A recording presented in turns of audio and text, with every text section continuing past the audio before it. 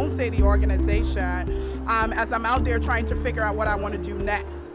And one of the questions they asked me, which was really interesting, was, are you okay being talked to? Are you okay talking only when you're talked to? Meaning, in a sense, you don't have a voice of your own. And I'm sure you can tell by now, I'm a very verbal person. I love to be able to express myself.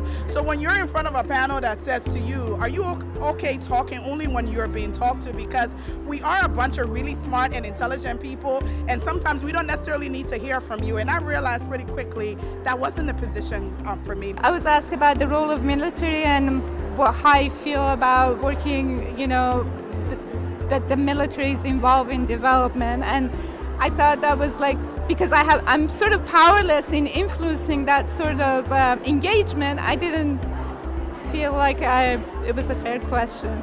I remember I did a Skype interview with an organization based in Europe, and I was living in California at the time, and they asked a question that was, I don't remember exactly what it was, but it was a big news story that had broke that in the past 12 hours or so, and I didn't know that it happened, and it was relevant enough to the job where I would look like, where have I been if I didn't hear about this?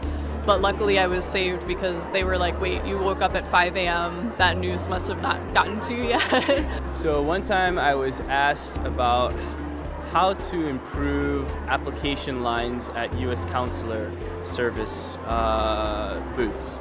And so not having any familiarity with the U.S. visa process or the work in U.S. embassies or consulates, it took me a while to kind of come up with a strategy on how to answer that type of question.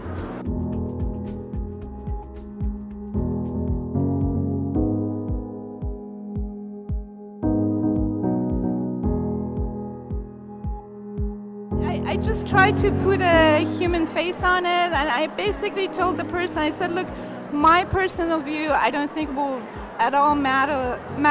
The reality is this, certain stuff that's happening. So I just didn't take sides, tried to be a diplomat and just, brought in the different angles to, what's good about it, what's bad about it, I think it was good to just be honest. I think that's something I've learned throughout life and my career. Holding your ground is also important, and there might be moments where you feel like you just messed up, but it might not be the end of the world. I think the best thing is to prepare as much as possible, know yourself really well, know your own experience, and then find some scenarios that you can use to adapt to other scenarios that you might not have encountered.